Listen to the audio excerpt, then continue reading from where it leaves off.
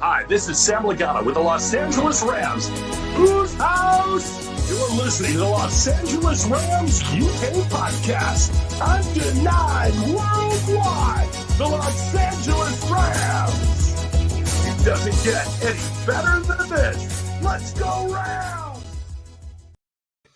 Good evening and welcome to episode 81 of the LA Rams UK podcast. Into the bye we go. I'm John, and joining me, as always, usually, is Andy. Andy, how you doing, mate? I'm not too bad, mate. How are you? Yeah, not bad, not bad. Happy to get back to winning ways then. Oh, yes, definitely.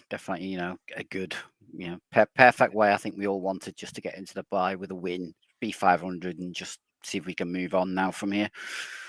Yeah, so obviously we are here to talk about the Week 4 win against the Carolina Panthers, with the Rams coming out 24-10 winners in the end to go 3-3 into the bye week. How did you find the game in general, Andy?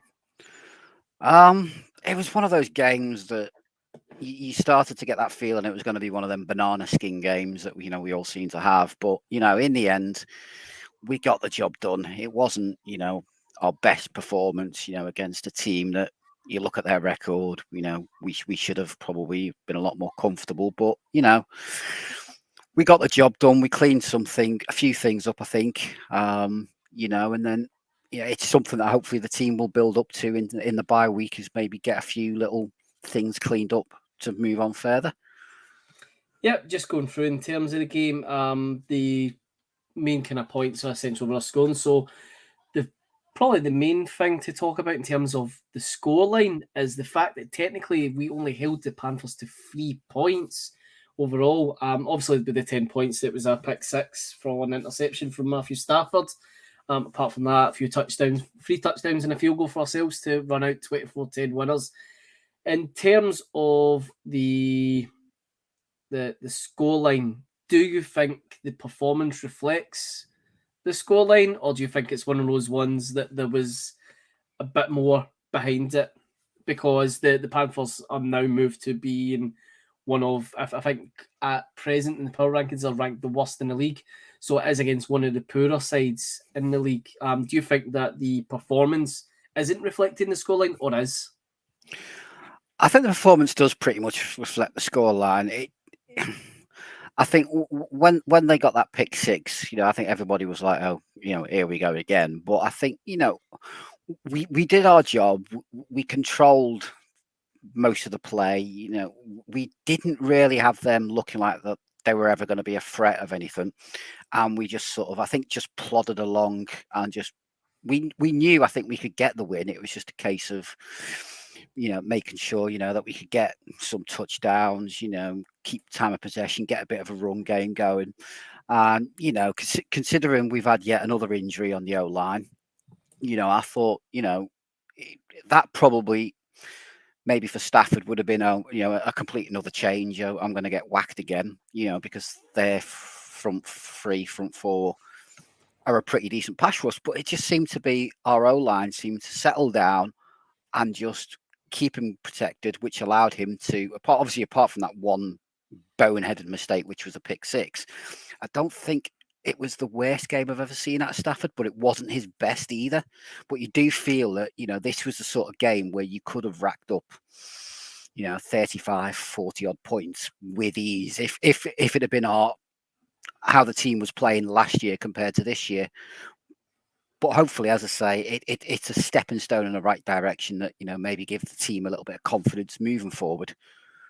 Yeah, I think in terms of the overall performance, I think the offensive line needs to really be highlighted. They did get the game ball off of McVay after the game.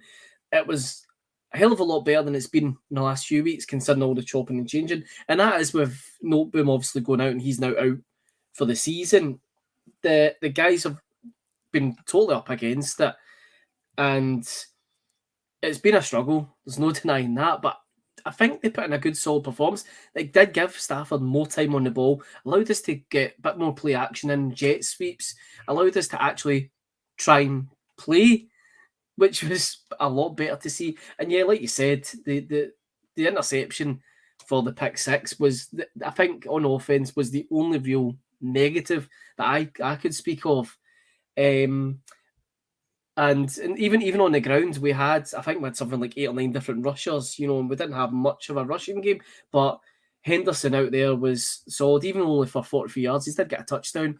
Again, he was grinding the yards. But Skoranek, who got his first career touchdown, and that was on a 17-yard rushing touchdown. So considering how bad, you could say, our run game is, we came out with 2 rushing touchdowns.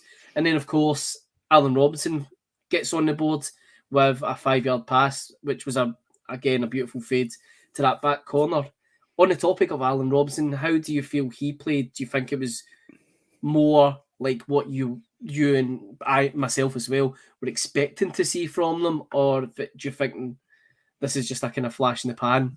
Because people do seem to be a bit on the fence. There's people online I've been reading on Twitter this week that are saying that, yeah, this is the Allen Robinson we traded for. And then there's people saying, well, he's shown a wee bit of flashes like this before. Let's just kind of wait and see if this, progresses further. I think, if you look at his stats, 5 receptions, 63 yards and a touchdown, that is sort of what you want out of your number 2 wide receiver. We're not going to argue Cooper Kupp is number 1. He always will be. But, Allen Robinson, that is a sort of stat line you want from your number 2, and I don't know whether maybe the game plan had been changed a little bit, maybe after that pick 6 that, maybe somebody said to Stafford, look, you've got to look at other people, not just Kupp, because it seemed to be after that he was starting to get a few more touches. He was looking at, and maybe he changed him to be the first read, which is what we said the other week. It did seem he was getting him more involved. I think Allen, like most wide receivers, it's a confidence thing. If he has that confidence, I think that's going to help him. So hopefully moving forward, now that he's a bit more confident and a bit more, buoyed up, maybe, it might just help him, to move forward. At the end of the day, he was at Chicago with some pretty bad quarterbacks, let's be honest. And, bar one season, I think he was pretty much a guaranteed 1,000-yard receiver as a number 1. So it's clear there is talent there.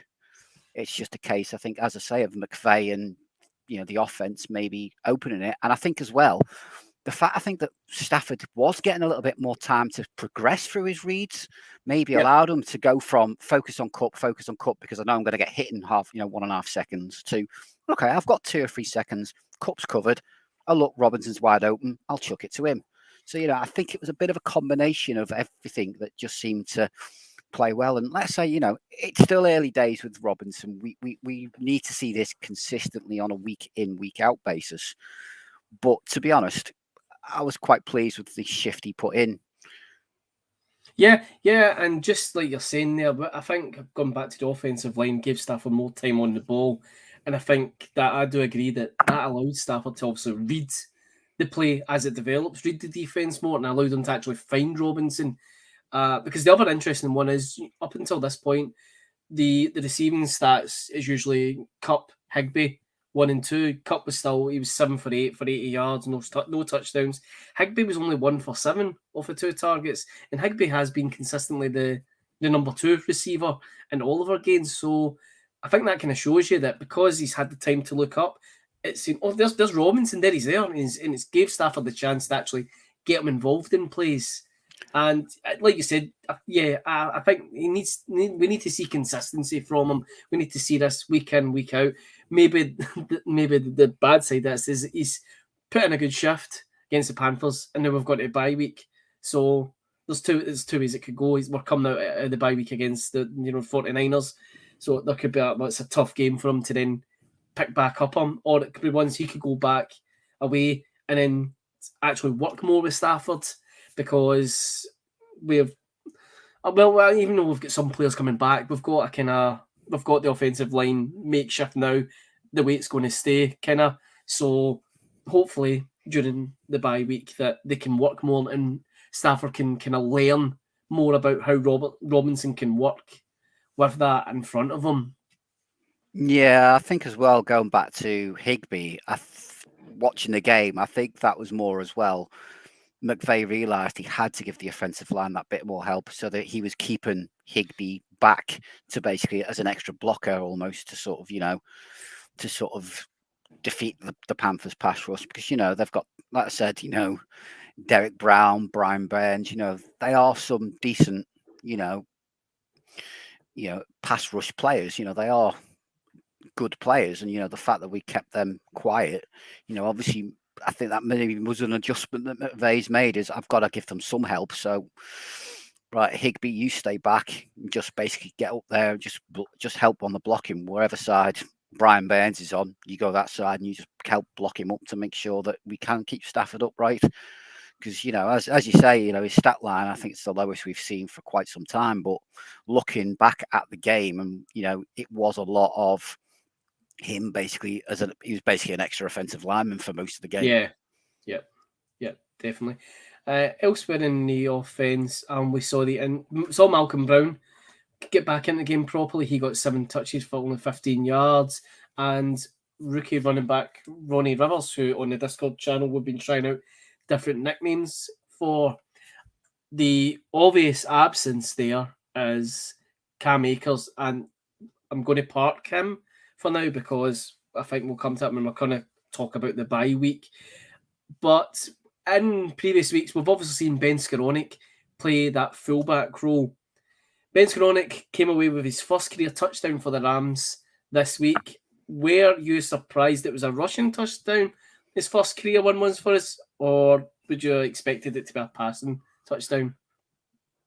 I think obviously as he's primarily still, I think, a wide receiver, we would sort of expected it. But it was, again, nice to see that bit of an evolution on the offensive.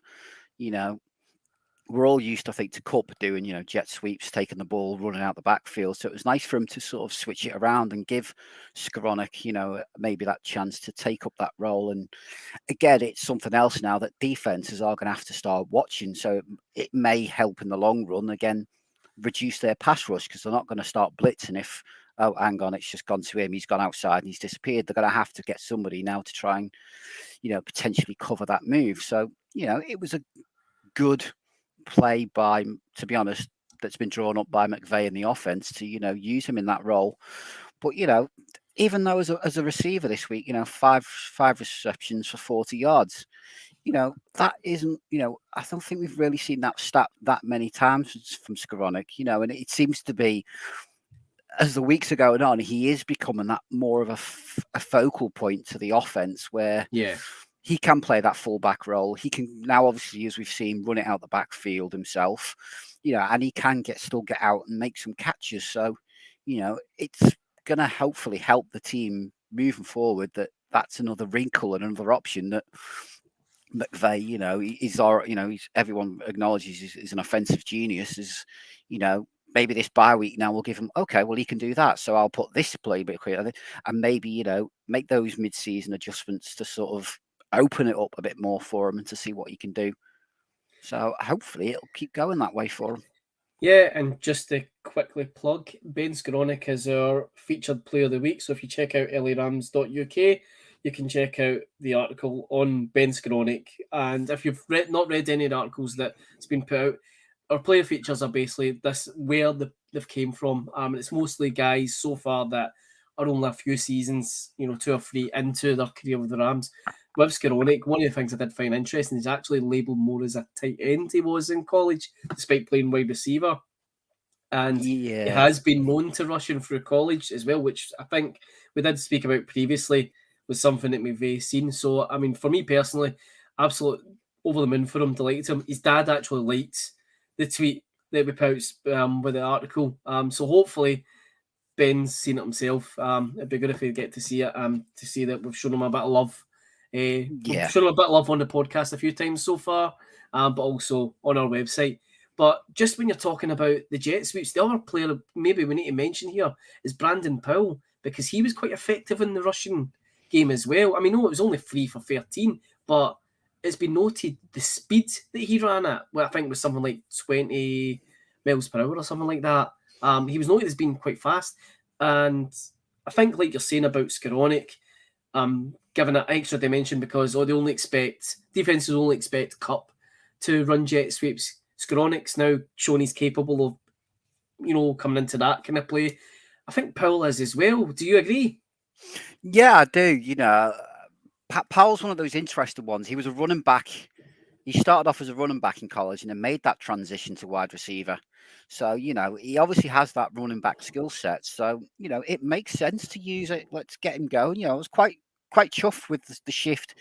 A lot of our players, it wasn't just, the usual Cooper Cup, Tyler Higbee, and what we expect out of. It was the fact that lots of players were getting touches, lots of them were getting, good yards out of it, and say, 3 rushes, 13 yards. And then Brandon Powell, he took 4 receptions for 27 yards as well. So, it's nice to see that we're getting these players involved, and that,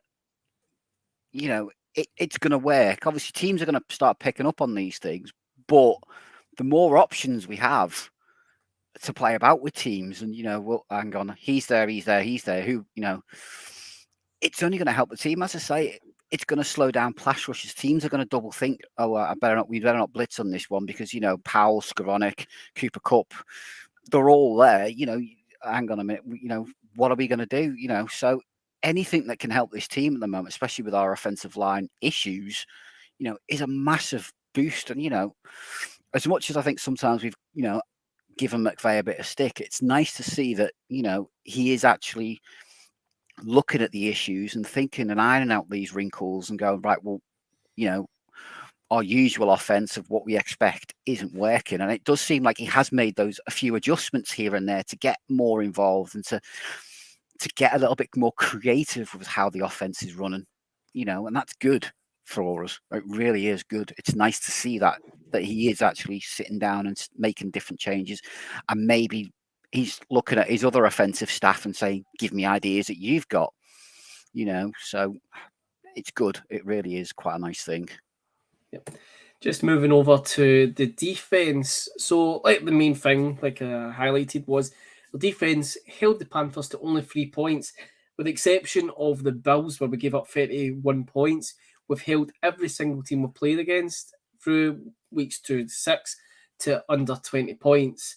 Do you think I think I've asked this one before, I'll ask it again. Do you think the defensive performances are going largely unrecognised because of issues and injuries on the offense?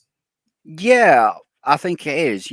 When your defense plays well and you still lose, I think it does put that, because it's still the L in the column, no matter how well your defense plays. But, I think we've said it a few times now. It's not the defense that's letting us down. They've had 1 or 2, should we say, blown assignments, blown cover, lack of tackling ability at times, which is, has been something that's plagued us for quite some time.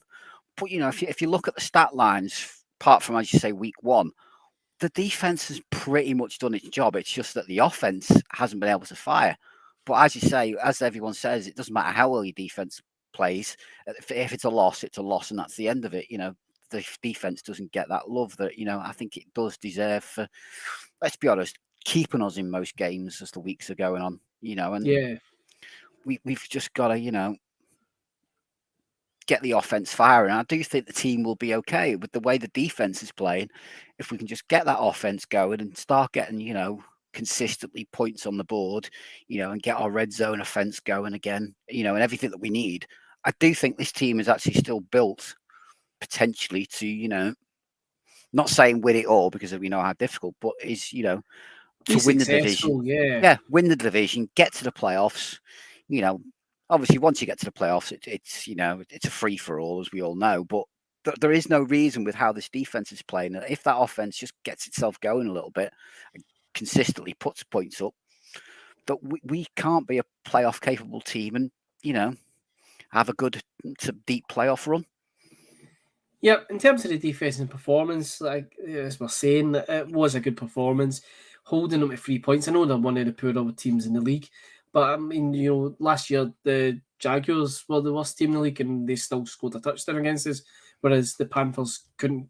Well, they got in the end zone, but I'm ignoring the pick six. I mean, offensively, they couldn't get anywhere near the end zone to put it in themselves. It was their opening drive they got their field goal from. So to go the rest of the game where their offense literally did nothing is great in my book. And we had Nick Scott pulling off an interception, and we had Jalen Ramsey getting his first back-to-back sacks. Did you see the Twitter account for the Rams changed the bio to is it like only 98 to go? Yeah. So, Could have got the banner. It was brilliant. Yeah. Also, Marquise Copeland's got a sack as well. I would have liked to have seen more sacks, to be honest, because they're not playing the starting quarterback. I think Mayfield's due to come back off of IR as of this week. I think I've seen elsewhere, but overall, it was a good defensive performance. They held up their own, and it probably gave the offense a bit more breathing room to not necessarily make mistakes, but to kind of find their feet and kind of feel their way through the game, which I think really helped with, like I said, the offensive line, because there was less pressure. I mean, even with them going, like 10-7 up, there wasn't, for me, it didn't feel like the Panthers are going to run away with us. Just couldn't see them offensively putting the ball in the end zone. It was the only worry I had in the game was that Stafford throws another pick six, because I think I've seen somewhere Stafford is actually rated as one of the highest quarterbacks for throwing pick sixes. And a lot of times when he does throw out an interception, it does seem to get returned. And I think some people have asked that question online, like, how's that possible? But I think the answer to that is, well, you're not playing the start of offensive line, so sometimes it's maybe a bit hard to get guys to chase after, the defensive player who's intercepted you, to then bring them down, especially when you're seeing like offensive linemen that are playing through injuries. So Yeah. it's one of those ones, like, it's not great giving up pick sixes, but defensively, like you said, Andy, I think if they keep playing the way they're playing, maybe you never know if they're able to add anyone, a bit more kind of talent or quality in defense, it could strengthen them. I mean, it really helped last year when we obviously brought in Von Miller. So perhaps in the coming weeks we might see an addition or two. You never know. But we're going to have guys coming back, I guess. So fingers crossed the defense keeps going the way they're going. Yeah, no, exactly. Let's hope they keep going. I think as well, I don't want to put a downer on it, but the team was playing against PJ Walker. You do expect their third string quarterback not to be able to, do much. As much as we all joked, he's the XFL MVP and all that.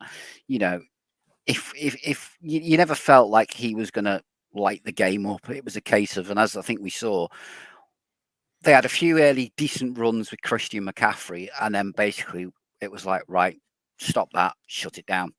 I think once we shut McCaffrey down, we're basically, you aren't going to run it on us. You're going to have to play. If you want to win this, you're going to have to go to the air with Walker. That was it. I think their offensive plan just fell apart because they could never, win the game just by doing it like that. It was impossible. It's actually quite bad. I know, like you're saying, it's a third string quarterback. They also brought in Jacob Eason. When you look at the stats offensively, Christian McCaffrey ran for more yards than either PJ Walker or Jacob Eason threw for. Walker was 10 for 16 for 60. Eason was 3 of 5 for 59. McCaffrey was 13 carries for 69 yards.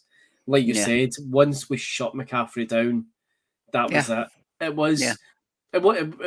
in hindsight, it was game over.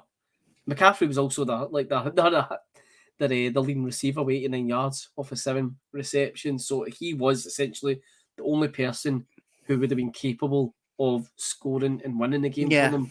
So, yeah, exactly. That they tried to rush it, and then it was, we'll just have to play dink and dunk, a couple of yards up the field, give it to him, and let him, do what we know he's capable of doing. Is that run after catch, which he did get us out a few times, but again, I think much like Mavet, I think Morris made those adjustments and was like, right, you know what, we're going to take that guy away from you. We're just going to man him up. We're going to take him out. If we think you're going to rush it, we're just going to pack that box.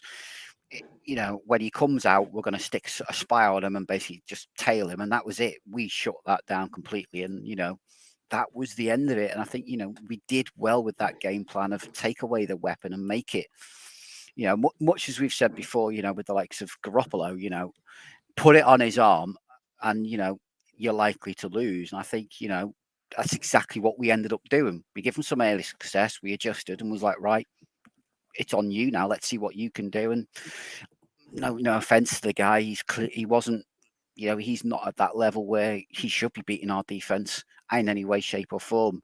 And if it had have happened, serious questions would have, I think, had to have been asked of how. But we have. It's that typical, as we said, banana skin game that luckily, we did manage to come away with. In the end, I think we all got a little bit nervous when they got that pick six. We were like, oh, here we go again. But then I think once we came back out and we started scoring, and it was like, okay, now we're comfortable. We know, we ain't going to lose this game. Once we realised that we'd shut them down, basically their offense down, that was it. It never felt like they had a chance. And like I say, once we made the adjustments for the second half, they never got a point again for the rest of the game. You can't argue if your defense can go a whole half of a game without giving up any points. Exactly what you want. Exactly. So all rounds, we can comfortably say it was a good, and maybe not as convincing as we would like based on what we've seen from these players in the past, but it was a good solid win, and it was good to obviously go into the bye week on a high and at least 500.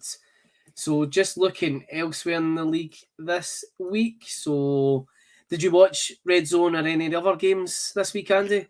I watched a couple of games. I watched until our game started. I was watching the Steelers-Bucks game. I couldn't believe they lost that one. They seriously do look like they're in trouble, and Brady was ranting as usual because it wasn't going to plan. Just to jump in there, what do you think he said to the guys on the bench? I don't think it's repeatable, unfortunately, on the podcast, but I wouldn't imagine it's, probably upon the lines of, I've potentially let my marriage fall apart to come back to you guys, and this is what you're doing to me. But there's a little bit more choice. Yeah, a lot of the captions I have seen have been, going down the route of, leaving his wife and kids to come back to this. But it was great to see. I have to be honest and say I do take pleasure in seeing Brady pissed off. And the reason I'm quite happy seeing that is because did you see an interview of him during the week when he was talking about, just completely refs like I do, and just like the kind of smug smile on his face, like, I'm Tom Brady. I'll just go bitch and moan to the referees to get what I want. It was nice to see him get beat off of one of the kind of the less stronger teams in the league in the end. So I took a bit of pleasure on that.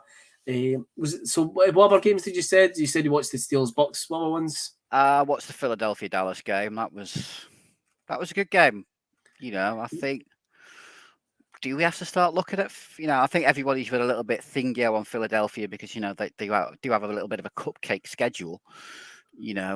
But at the end of the day, they can only play who's in front of them, and considering what Dallas did to us the other week, I think they played. I think this categorically shows what can happen between having an O-line of, should we say, UDFAs and not really good strings, and having a good offensive line, and not only that, investing in a bit of depth in your offensive line so that your number twos are starter caliber players at least. I think that did prove the fact that what a difference between the two teams is. And I think at the moment, Philadelphia, I think for the NFC anyway, are a team to, given how results are going elsewhere, potentially are the team to beat this year because of how well they played and how well that, you've got to say, there was always that question. They had a good team, but what was the quarterback going to be? And, Jalen Hurts seems to have improved again this year, and I do think they are a bit of a dark horse for the Super Bowl myself now. Yes, I would agree. I think they are potentially the team to beat in the NFC this year. It's quite remarkable to see the NFC go from being, the worst in the conference to the best. Because you've got the Giants now on 5-1, the Dallas, even with the loss, are still 4-2. And the Commanders, I guess, are bringing up the rear 2-4, but you'd expect that, unfortunately, with them. But as the Eagles are the only undefeated team still in the league, it's been quite a bit of turnaround for them, and it's one of those ones that they're looking like a team that you maybe want to avoid. Come January.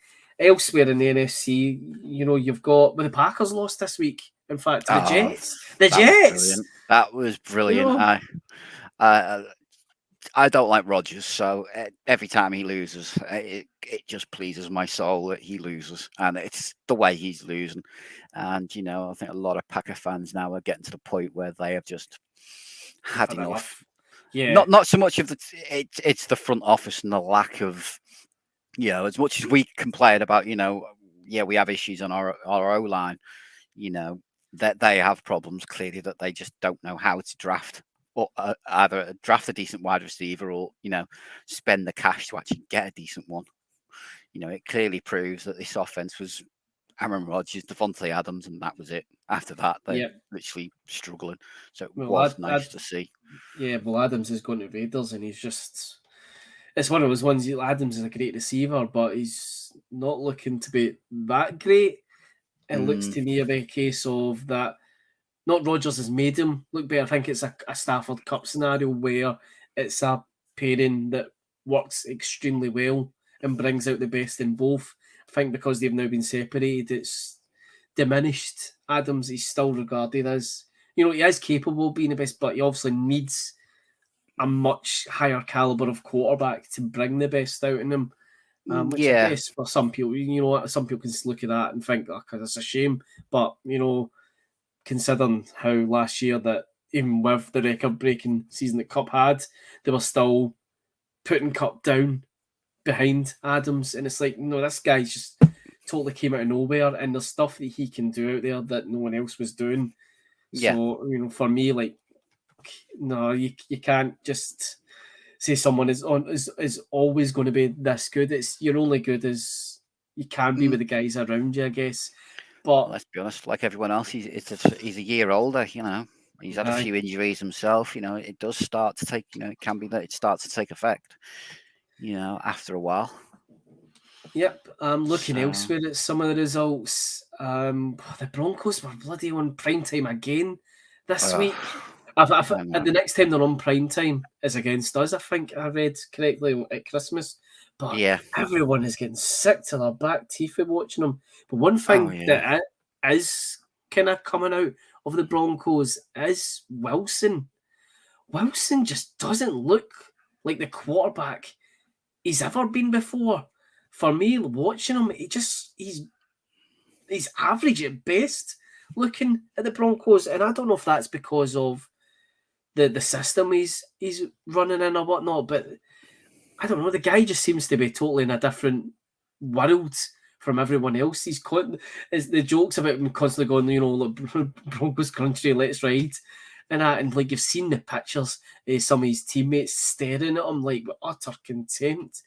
Yeah, it seems like a bit of kind of fall from grace for him, doesn't it? That it does. Yeah, he's, I think the hype going into it, I think, the Broncos, again, they've got a decent team, they're going to be, the AFC, is the powerhouse and everything else, and the one of the favourites to win the Super Bowl, and whether that pressure has got to him again, or whether, I know he was carrying an injury. I know he did have, I think he's had shoulder surgery, was it this week or last week, to correct a few things up.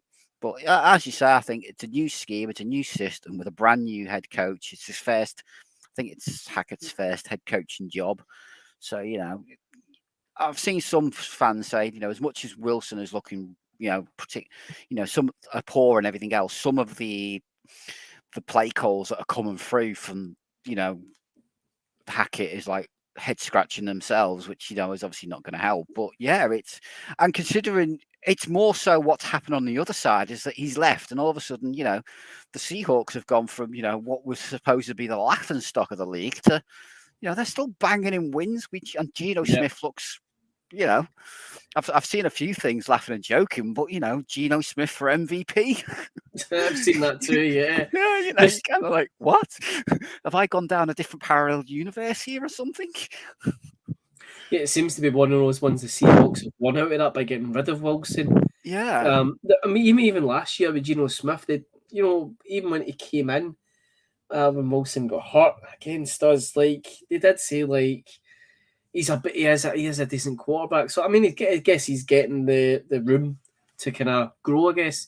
And just on the topic of the Seahawks, just to bring, elsewhere in the league back to the NFC West, Seahawks beat the Cardinals 19-9. The Cardinals just seem to be they seem to be struggling, really. I mean, they're only 2-4, but I seen Kingsbury, saying something to the effect of he's not used to problems in offense. And it seems to be on the field and off the field, they just seem to be struggling a bit. Do you think so? Yeah. I think, obviously Carter's not doing his homework as he was told to. So He's not watching the tapes. Yeah, but I think, I don't know what's going on. Is DeAndre Hopkins that much of a loss for them that they can't work without him at all? You are questioning what is going on with that team. We kind of expect them to, they do tend to start off hot and then go cold as the season goes on. I'm just hoping this isn't an opposite way around. Is they're going to start cold and then start of heat up when we really don't want them to be heating up. Yeah. Well, Hopkins is due back now, isn't he? Yeah, he's due back. I think next week, is it? Or this week? I think it's, I can't remember the exact week, but I know he's due back in the next week or so. It's this week, yeah. Didn't see it. It's Marquise Brown, is it? Or is it Hollywood Brown? I don't know what name he's going by. No, Marquise Hollywood Brown, yeah. Yeah, he's out for the season now, and they have now traded for Robbie Anderson from the Panthers, who seemed to throw his toys out the pram. Oh, the poor man's AB, you mean? Throws his tantrum in the middle of the field and then storms off. Yeah. Rather than trading for him to replace Brown. It's a bit of a weird one when you do have players already, I think, in place who are better players than them, to be brutally honest. But hey, the more draft capital they throw away, the better. It helps us in the long run because they can't. But, I did see as well, apparently Kingsbury is apparently now open to giving up these play calling duties if required. So, it's interesting that. But to be honest, I've never rated Cliff Kingsbury as a coach. I think he's another one like Matt Rule. I think he's successful. Even then, though, he wasn't that successful in college. But, I think he's more of a college coach than an NFL coach when it comes down to it. Personally, myself, I don't think he's suited. And it's his style of how he wants to play this air raid defense, I don't think works very well in the NFL, myself, personally. But that's a good thing for us. Yeah, absolutely. That is one thing you do see a lot of college coaches that come into an NFL and it's just, it's just a glass ceiling for them. They can't really, unfortunately hang at this level. I think the term I would use. But the other result we are interested in from NFC West is the Falcons beating the 49ers 28-14, which is absolutely brilliant because obviously we're going to play the Niners next. They are then restricted to 3-3. We are 3-3. Seattle's 3-3. So our game against the Niners in a couple of weeks is now for the lead in the division. So yeah, it was great to see them get beat. I'll have to be honest, we were surprised the Falcons beat them because obviously we beat them ourselves. But it's just one of those ones that just shows you 49ers up their game when they play us. Because we can make that direct comparison. Us playing against the Falcons, them playing against them. We might have almost Falconed it ourselves against them, but we still won, whereas the Falcons came out on top against them. So just one of those ones for me shows that the Niners are they get fired up when it's us. Oh, of course they do. We all know that. That's inevitable. But, and off that game as well, Marcus Mariota somehow ended up as the NFC Offensive Player of the Week with all of, I think, 128 yards passing. So you figure that one out. I don't understand how you can be a Player of the Week off of that. Yeah, considering Stafford, had over 120 odd yards more, but still doesn't get it. Who knows? But yeah, now he was our Offensive Player of the Week. Yeah, 129 yards and 2 touchdowns, and then 50 yards rushing with a rushing touchdown as well. So actually, that's probably off for the rushing touchdown as well. Then I would imagine. Yeah, but even so, he's still under 200 yards full altogether. It's only 179 yards and 3 touchdowns. Is that really the best that the NFC had to offer this week? Who knows? I don't know who picks these sometimes, but anyways, I don't know. Just quickly going back to our Panthers game. Yep. One thing I did want to highlight is, I wanted to give special props to, the O-line and the fact that what they did with, another injury, if anything, I personally, I don't know about you, I felt that when we made the change, Jackson went to left tackle I can't pronounce his name. He begins with an O, and I always butcher his name, so I don't know if you can say it. Who came in at guard to, I thought we actually played better when that happened than before it happened. I thought I have to agree. Step up a little bit, and Jackson seemed more competent at left tackle, than I'm not being funny, Note Boom has this year. I don't know about you, but that just felt to me that they seemed to settle down once that happened. Maybe that's something going forward. Yeah, maybe that is the way. I mean, we did. So just moving on, good time to segue on to obviously our team news. Obviously, we're on the bye the week. Just while we're talking about the offensive line, we have signed veteran tackle Ty Niseki. I want to say his name. I think that's it. Yeah, close enough. I think that's it. Someone asked in Discord, how do you pronounce his name? And that's what I guessed. And I got a thumbs up. So I don't know if that's a thumbs up, like, yeah, I think I'm right, or that's what it is. So I think it's Niseki. So yeah, he's 36 years old. A few people online saying not exactly a great signing because of his age, but we were playing, and I know he's not the same caliber of player, but we were playing a 40-year-old tackle last year. Big Wit is obviously an amazing player. It was an amazing player. Well, as you never know, we might tempt him to come back out. Yeah, that's right. You might need him. But I mean, 36, the guy's still capable of something, and at the moment, we kind of need to take any player we can get, I guess. Because like you said, Noteboom's now out for the season. We've got as Ankrum is also out for the season. Yeah. But I currently have got Brian Allen on IR, but he's due to come back. So we need more depth there, because I think we're third, fourth string. I think fifth string at one point. I think one some of of them, yeah. Yeah, and the rest. I think what's his face? I noticed during the broadcast was saying on centre for the game, Jeremiah Colonna was just a few weeks away from joining a police academy when he came back to us because he'd give up on his career.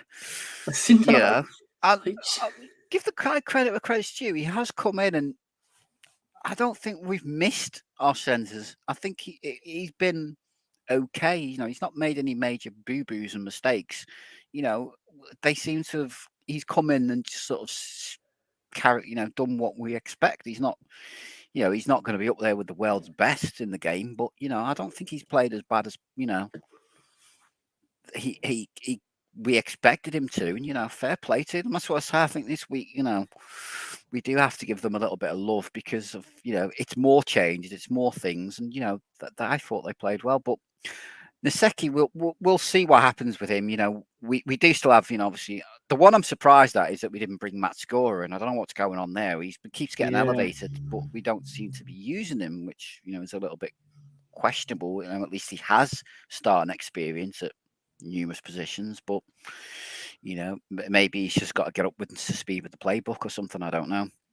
But I imagine Niseki will be the same. I imagine get him up to speed, and again, there's a reason this guy was on a practice squad and he's not a starting left tackle. So I think people need to I think he's just literally being brought in more at the moment. I think given how well Jackson did out there, I think he may be coming in more as our second string swing tackle, just in case there are any more injuries, rather than day one start. I'd be surprised if he is the day one starter at that position, just due to the fact of one, his age, two, he's got to get up to speed with the playbook, and how well I think Jackson did play as a left tackle for us.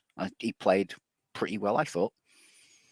Yeah, I thought so too. Elsewhere, we've seen defensive end Tack McKinley's had all contracts terminated, which is a bit weird terminology. It's usually just like kind of mutual agreement. Do you think it's a case of he's just been like, nah, I'm out? I've not really seen anything of him. No, he's come in and done a few bits and pieces, but more on the run than anything else. But I think, I don't think he's fitted in with the team. He's always had this, first round draft pick, but never seemed to ever get it together. And I think it's again just a case of he's not capable. And like I say, I think he has had.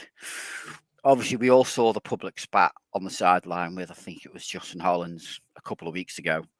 But there are rumours that apparently there's been stuff going on behind the scenes as well in trading and stuff. And, I think he has, rumour is that he's basically come out to, I think it was Raheem Morris, and basically went, I should be starting. And basically the team's gone, no, sorry, I don't think so. He's had that attitude on, which is, you sort of take rumours with a pinch of salt, but given what we saw the other week with, on the sideline, you do sort of think to yourself, is there a little bit more to that rumour than meets the eye? So, I think it's just a case of the team have basically said, he's gone. He's not even got a chance to be on a practice squad. We're not practice squadding him. He's just literally just going. We don't want nothing to do with him. But, I think special shout out, quick one as well, for Michael. I'm probably going to butcher this. Michael Hoecht.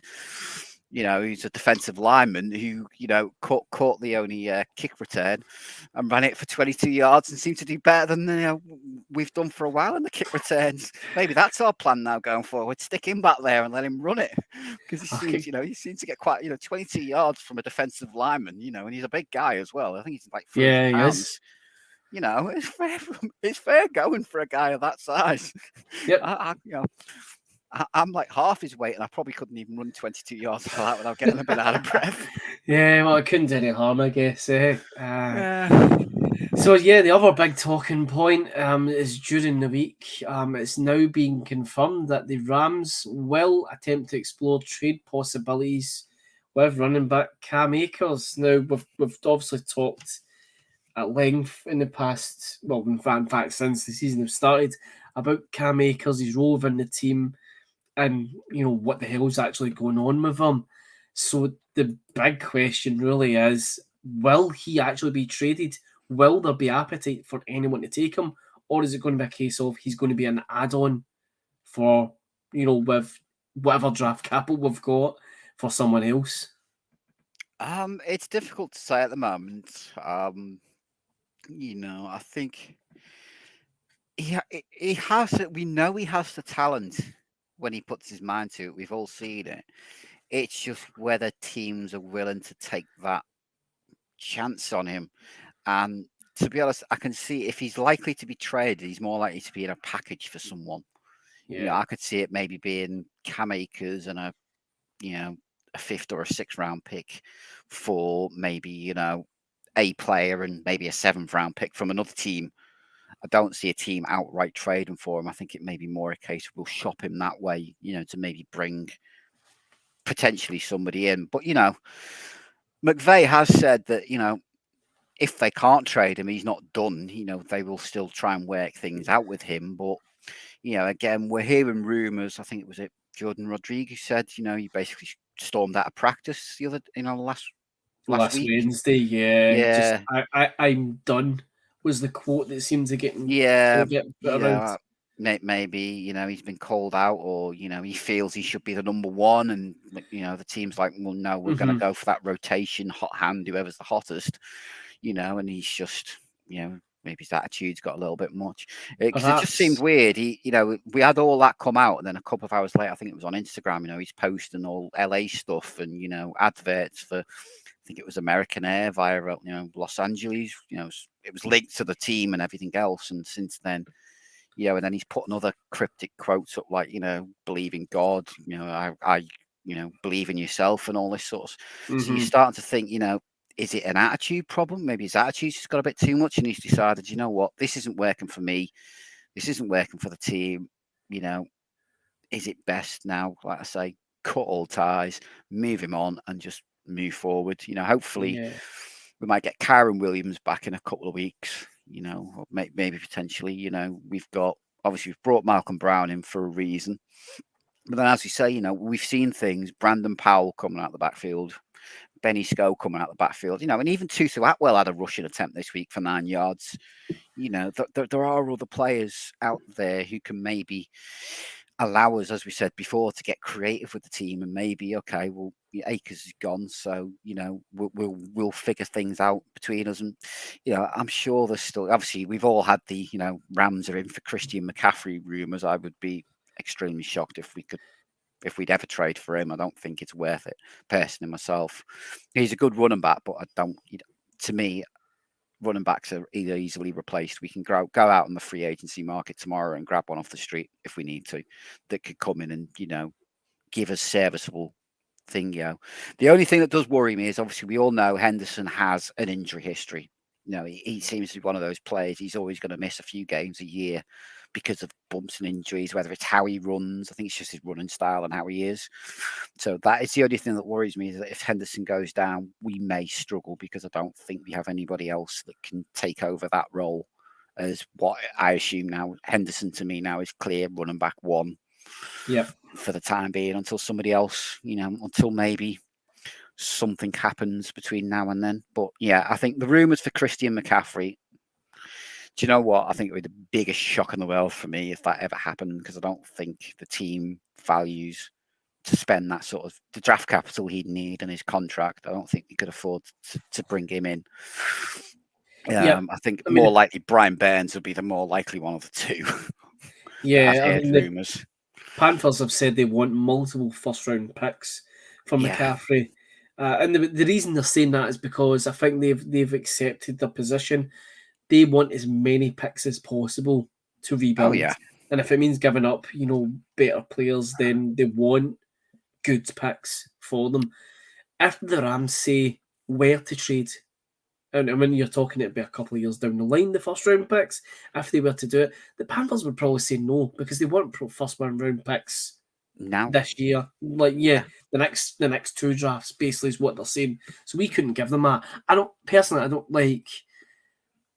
It could be good to see him on offense. I don't want him, to be honest. And the reason I'll tell you I don't want him is off of what I've seen on Sunday there.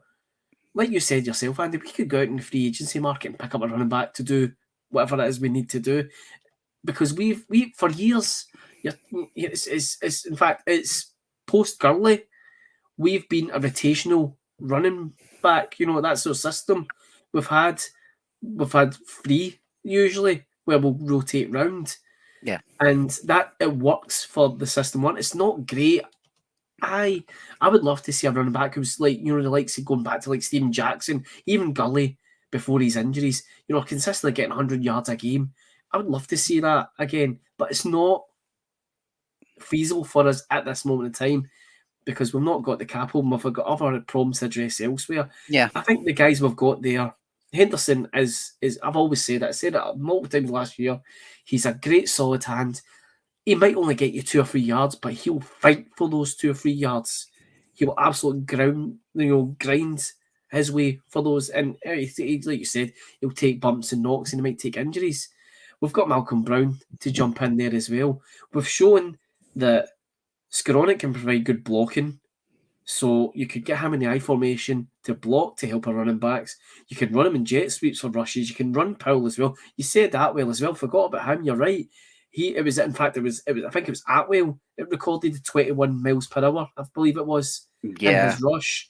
And that's faster than any running back is recording out there. I'm not saying that he should be playing running back, but it's a different style of running game and on the ground game that we could play, not your typical kind of rushing game. So for me, my take on it is you don't bring in a running back. No, work with what we've got, because I think there's enough options there. And when I say options, I don't mean to necessarily play at running back, in terms of options of running plays and styles that we could go out and throw off defenses with. Let's stick with what we've got there. The guys there, they're doing nothing wrong. But going back to Akers, I do think that my personal opinion is, if I was any other team, I don't want Cam Akers unless I'm getting multiple picks attached with it. And then I'll give you the guy you're after, and it will be low round picks. I'll actually be surprised if anyone takes Akers, to be honest, because the injury report went from him being unavailable at practice due to personal reasons to the next day that reason changed to football reasons. The minute that changed to football reasons, for me, signalled he's done. And McVay, when he done his press conference, if McVay talks about a player in a position and says the words right now, they are done. They're absolutely done. He doesn't talk about guys like, oh yeah, right now, like that, because that's him. He probably doesn't even realise that. As he's telling the press, he's not staying with us. He did the same with Goff. He said, oh, he's a quarterback one right now. when McVeigh said that, we all said he wants rid of Goff, and we were right, and he got rid of him. Yeah. So McVeigh, if he comes out and talks about anyone in any position and says to him instead of that right now, he's already thinking, this guy's not, I don't want this guy anymore. There's been something in the back. There's, like you said, there's been the whole him storming off, and the quote was, "I'm done." Whatever the reasons are behind it, is probably won't come out, but he's decided he had enough to get to the point where he stormed out training. For us and for the coaches and for the back office, they'll look at that and go, well, do you know what? That's fine. You don't need to be here. You're gone. We're done with you.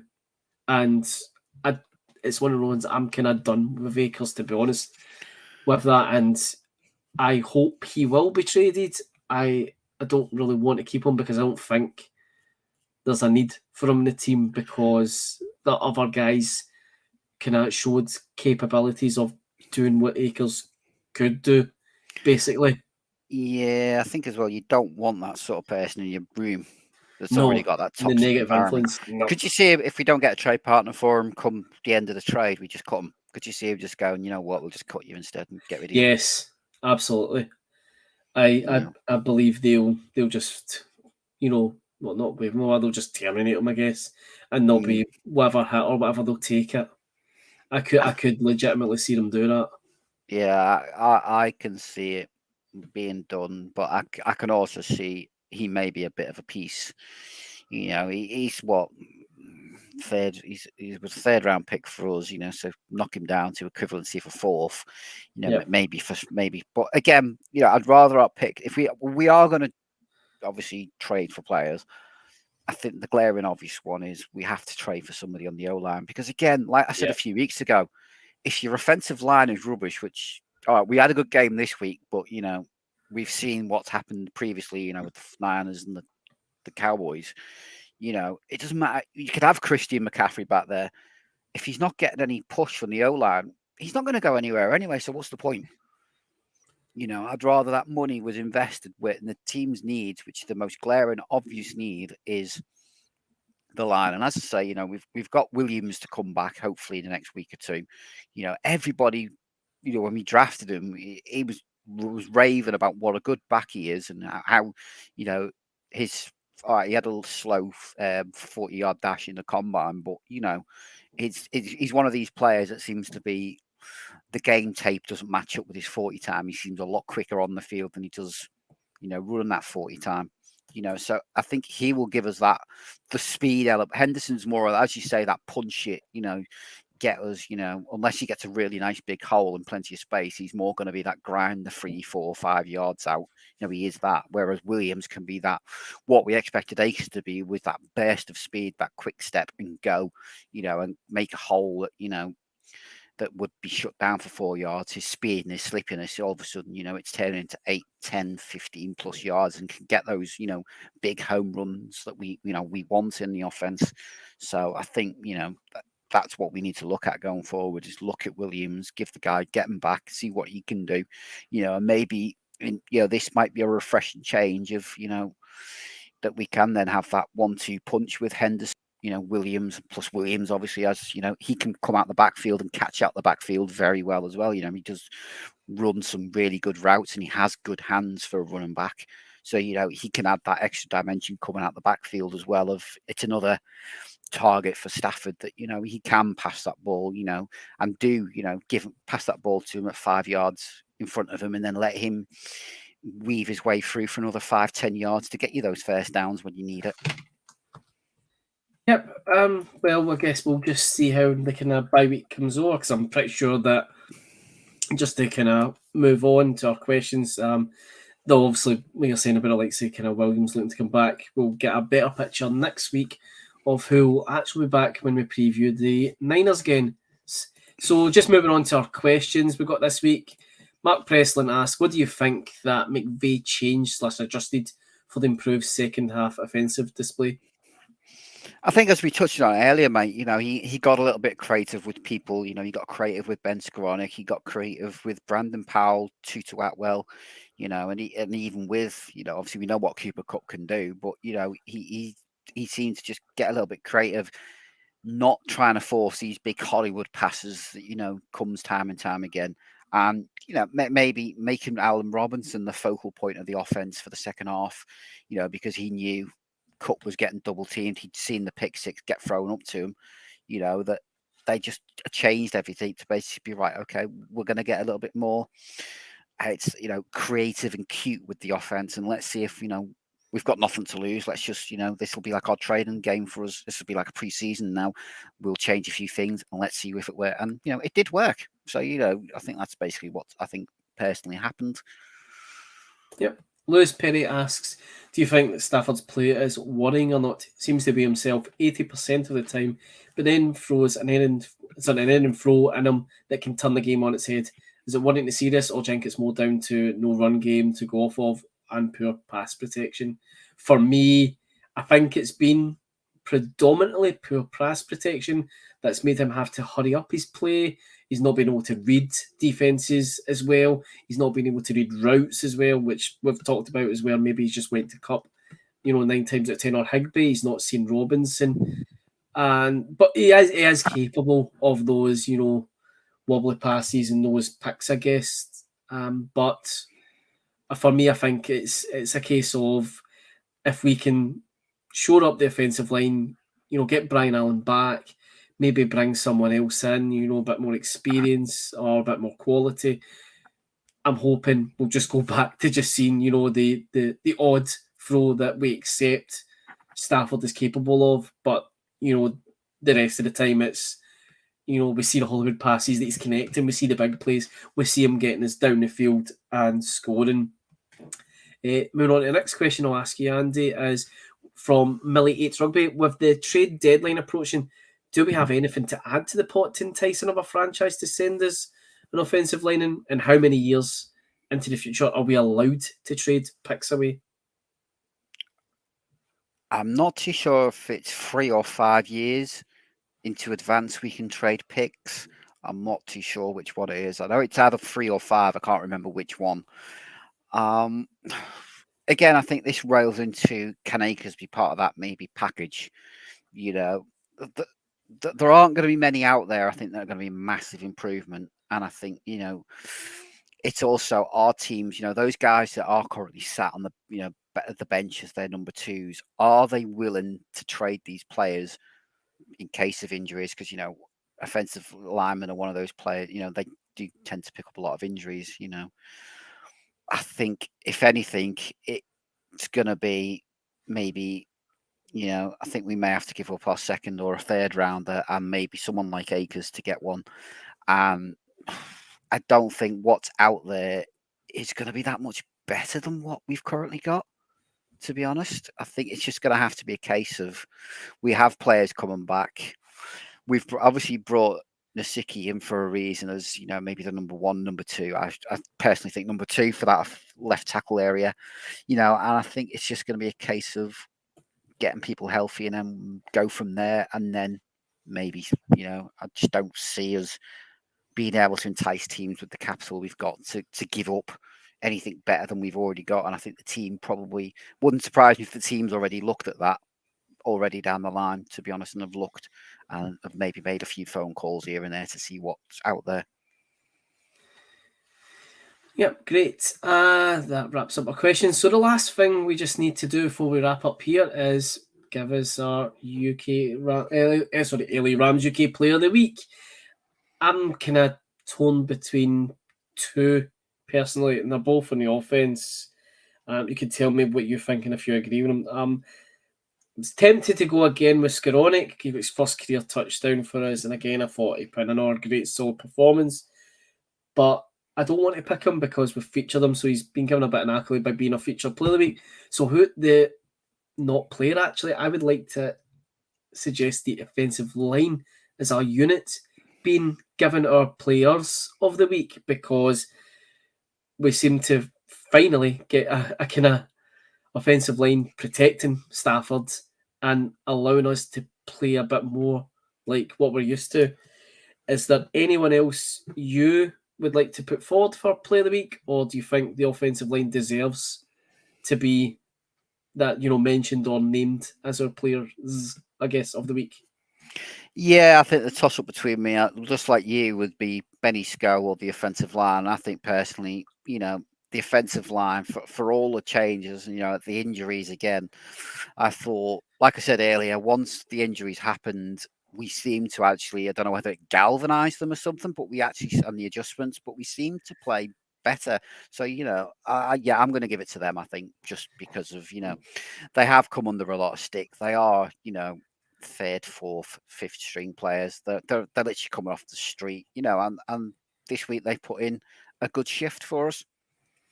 Yep, so there you have it, folks. Our players of the week is the offensive line. So that's it for us for episode 81. We are not going to also talk about the Winers game because that'll be next week's episode where we'll talk about what's happened in the bye week, what's happened elsewhere whilst we've been putting our feet up. That's us at the podcast, and because the team will be hard at work, of course. And then obviously we'll talk about the Niners game, which if you guys got any questions, please send them in and we will do our best to answer them. But before we go, anything else you'd like to add, Andy? No, not that I can think of. I mean, that, knowing our luck now, we've said all these trades aren't going to happen, and we'll probably end up with a whole new team next week, knowing what Les needs. Like, he's probably already got half a dozen names riled up, and, we'll be like, who, what, where, when, hey? I think we all said when there was the rumours of Beckham, a lot of us like, nah, it's never going to happen, and lo and behold. So, never say never with this team, and what Les needs, magic can work. Let's just put that way. I think his magic, I think, is going to have to work overtime to get anything this year. Yeah, I'm sure it won't be a quiet week for us, let's put it that way. But thanks for joining me tonight, Andy. Always a pleasure to talk to you. Yep, always a pleasure to talk to you as well, mate, and I'll catch you later.